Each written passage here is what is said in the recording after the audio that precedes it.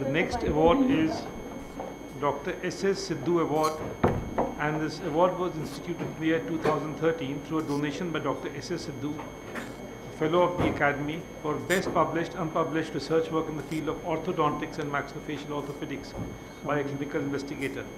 And this year it's been awarded to Dr. Virendra Singh, who is professor at the Department of Oral and Maxillofacial Surgery, Postgraduate Institute of Dental Sciences, Rohtak, Haryana. Dr. Virendra Singh. Thank you, sir.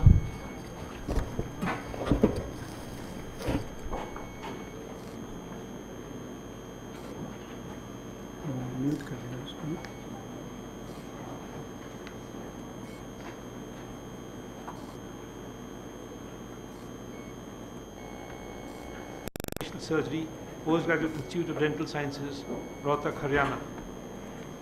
Dr. Virendra Singh. Thank you, sir.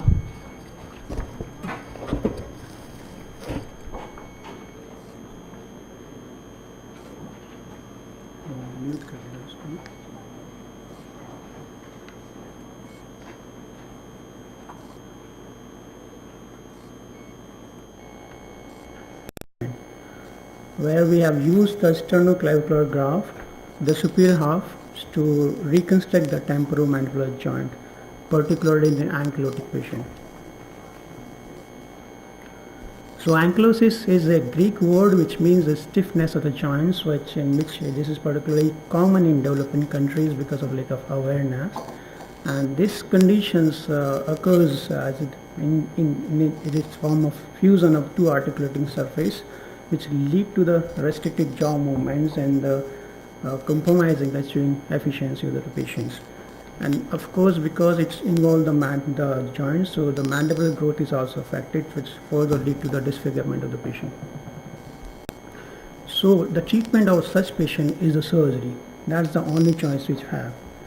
So the surgery, the goal of the surgeries are the four goals. The ultimate objective of this ankylosis is that once to restore the form and function, the form in terms of once you release the ankylosis, you can achieve the mouth opening, and because they are fit, we have to also address the deformity, to correct the deformity, and that's another goal. And the re-ankylosis is one of the complications of the surgery, so we want to prevent the relapse also. That's another goal. So how do we achieve it? The treatment options we have: the gap arthroplasty, the interposition arthroplasty, and reconstruction with autogenous graft or the alloplant graft. Nowadays, the gap arthroplasty is no more used, and the interposition arthroplasty means we interpose something in between the gap we created as following during the time of the surgery, and that could be the soft tissue, the hard tissue. Recently, the buccal fat pad is a fat which is present in buccal space. It can be utilized as an interposition material. So we got published one of the paper in 2011 on this fact. This fat can alone use as an interposition material. So rationale behind this study is the three. Number one is to answer the question of the growth versus adaptive centers. Before the introduction of the functional matrix theory, it was believed that the condyle is primarily responsible for the growth of the mandible. And that was the reason why the people have started using the costochondral graft for reconstruction. But now we have the plenty of evidence which support that the condyle is not a growth center. It is a design. The cartilage are in such a way designs to adapt the local environmental changes. Second rationale behind this, because as I said, the costochondral graft is traditionally being used for reconstruction, but the problem with costo is unpredictable growth. And most important, the sternoclavicular joint has a very much similarity with the TM joint. In the body, we only have the two joints, which are very complex in terms of structures, and so they are very much similar anatomically, morphologically, and histologically also. This is how the problem with the costochondral graft. You could appreciate the pictures of who operated back and with the reconstruction with the costochondral graft. Overgrowth is a problem Another problem is fracture of the bone or the cartilage junction. These pictorial diagrams we could very well to differentiate between the. This is excuse me. So, I don't know how to use it. Okay, sorry. This is the sagittal section. This is the articular disc which separate the compartments, inferior and superior compartment. And the inferior compartment is designed for the rotation movement, and upper compartment designed for the translatory movements. The similar things is also can appreciate here also with sternoclavicular joints. This is articular cartilage. So these anatomically, as I said, they are very much similar, and so is the histologically also. The cartilage arranged in both the joints are haphazardly arranged, and it means they are designed for the adaptation, not for the growth. So parameters which were used in these studies are clinical parameters: maximum interincisal mouth opening, and the protrusive movements and lateral excursive movements were also measured. Protrusive means the forward movement of jaw, and the lateral excursive means side by side movement of jaw.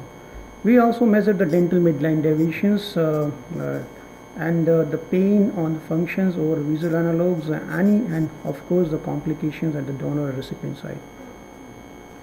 The radiographic parameters were mean vertical ramal height on the affected side and unaffected side. We compared on a standard posterior antencephalogram, and the chin deviation and the mean mandibular growth were also observed or were measured on lateral cephalogram.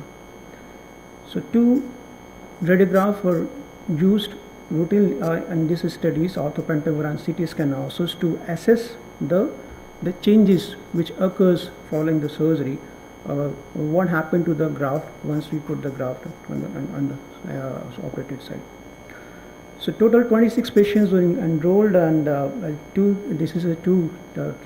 in one group SCG means sternoclavicular graft with TMF lining. Temporalis myofascial flap is used for as a lining purpose, and another study is sternoclavicular graft with the buccal fat pad.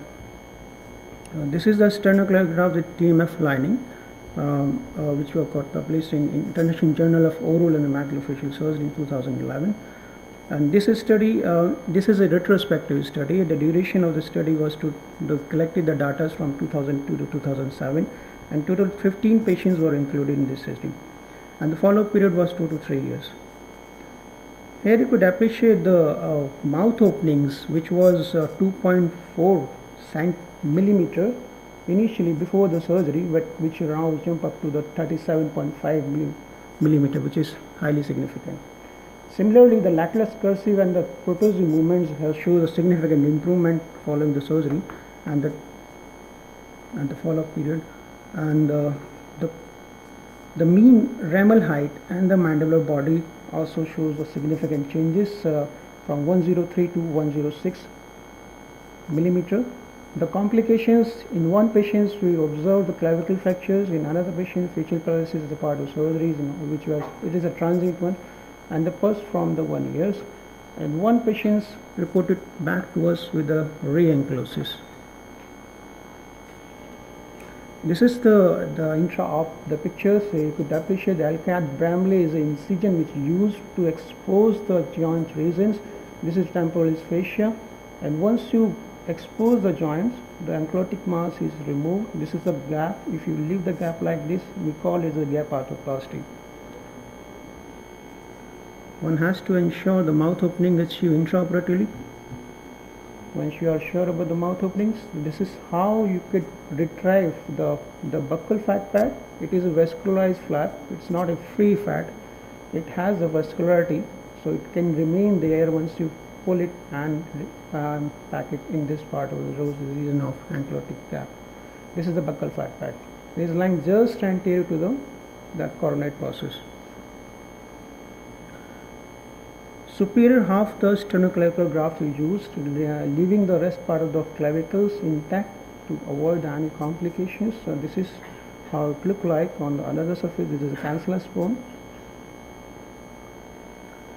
So once you position the graft and fix it with the screws, to maintain the position, and this is the buccal fat pad, this is the sternal head.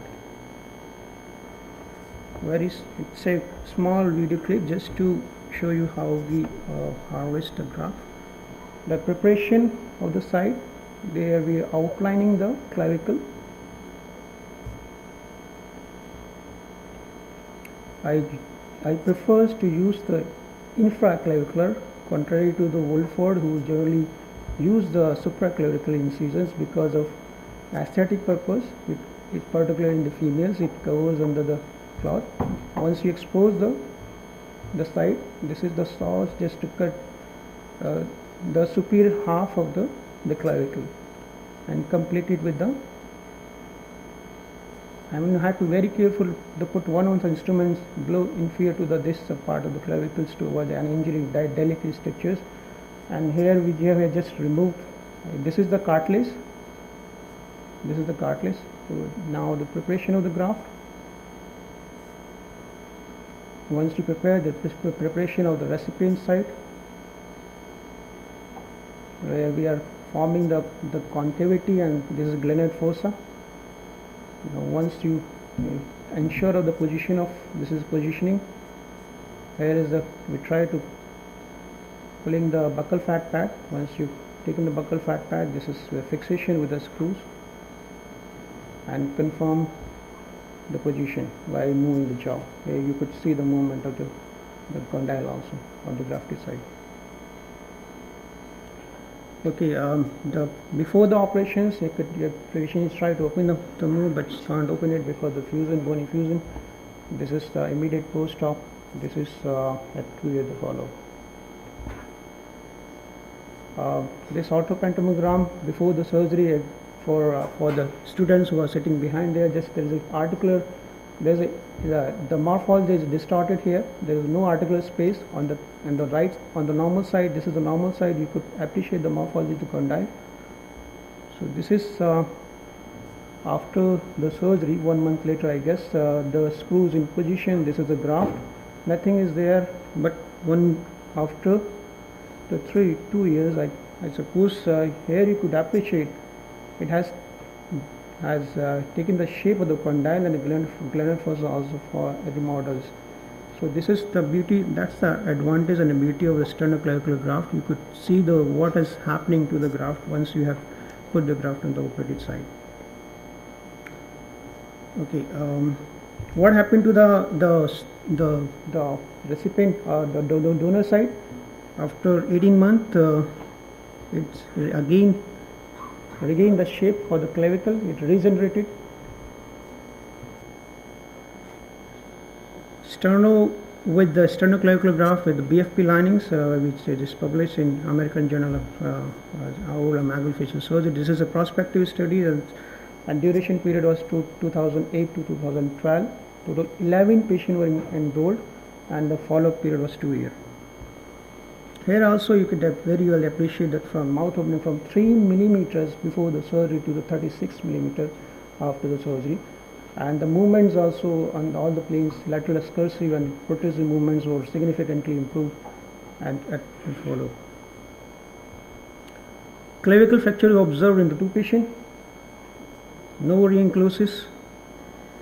Radiological evaluations, here you could we found, particularly in the affected side on the joints or operated side, there is significant improvement in terms of the growth of the mandible. This is how the before and after treatment and the follow-up. This is the bone fusion or operated side, the affected side. After those 1 month later, this is graft, and what one is remodels to take the shape of the condyle. We also measure the vertical ramal height, and on the coronal CT scans, here you could appreciate this is a normal ramal height, approximately 7 point normal side, unaffected side, at 7.7 centimeter, which is almost equivalent to the affected 7.6 centimeters on the operated side. So to conclude, SCG is a viable alternative to traditional costochondral graft. It, I wouldn't say it's better, but definitely it provides a better stabilities and adaptability and remodeling point of view. I prefer this graft as for reconstruction of TM joints. Obviously, this is not a comparative study. To establish a superiority, we need a long-term comparative study of this with the costochondral graft. Thank you very much for being patient.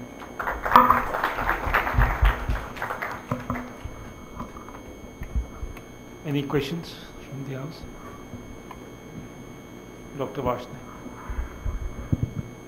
Dr. Singh, your study has shown that instead of gap arthroplasty, this experience is based on unilateral TMJ ankylosis or bilateral TMJ ankylosis. So this study was on unilateral only. So if you have a patient with bilateral TMJ ankylosis, so you want to say that you can take both side costochondral grafts.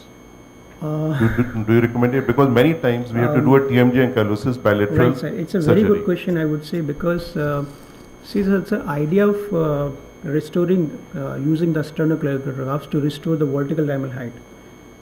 In case of bilateral ankylosis, if you restore the one side of the ramal height, I think this will be sufficient for it. But I generally prefers to, I have operated the patient of bilaterally, and costochondral and sternoclavicular both, and found no complication there.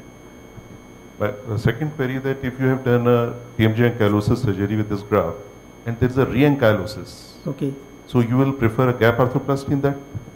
Because you will have to reoperate the patient if there is a re-ankylosis. So many times the re-ankylosis occurs because of inadequate removal of the bony chunks, particularly on the medial aspect.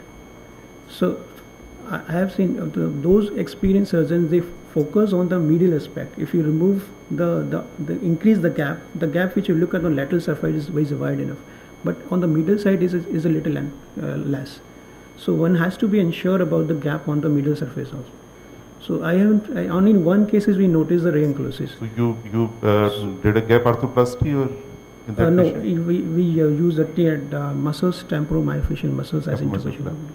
Okay. Third query about the rehabilitation, because normally we say that when we operate TMJ ankylosis, immediately jaw exercise should be started. Yes. If you are putting this graft, you follow the same protocol as in gap arthroplasty? No, sir. There's a two stages of the physiotherapy started, the active and the passive. We initially encourage the patients to do mouth openings passively, and after 2 or 3 weeks later we start active movements. Thank you. What happens to the donor side in the older age group? Whether they reconstruct they have the same ability to reconstruct? Sir, I have used this graft only in the growing children because we need it's adaptive centers. In older patient, I haven't used it. And the person who had clavicular fracture, he was relatively older among the children? Sorry? The person who had clavicular fracture, was he relatively older among in your cohort? So only two patients clavicle fracture we noticed, and clinically there was no significant changes. Patient was not complaining about the pain or not, but radiologically we found there is some crack on this part. Were they oldest in your cohort? I don't remember actually.